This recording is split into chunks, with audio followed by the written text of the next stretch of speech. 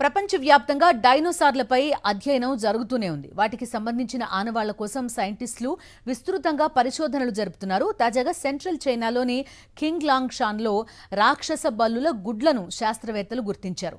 అత్యాధునిక corporate uranium lead dating పరిజ్ఞానాన్ని ఉపయోగించి అవి 85 మిలియన్ల ఏళ్ల నాటివిగా తేల్చారు.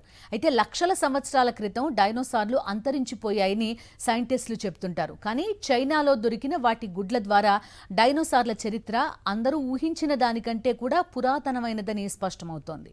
కింగ్లాంగ్ షాన్లో రాక్షస బల్లుల గుడ్లను శాస్త్రవేత్తలు గుర్తించారు.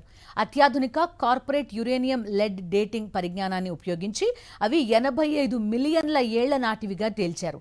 అయితే లక్షల సంవత్సరాల క్రితం డైనోసార్లు అంతరించిపోయాయని సైంటిస్టులు చెబుతుంటారు. కానీ చైనాలో దొరికిన వాటి గుడ్ల ద్వారా డైనోసార్ల చరిత్ర అందరూ ఊహించిన దానికంటే కూడా పురాతనమైనదని స్పష్టమవుతోంది.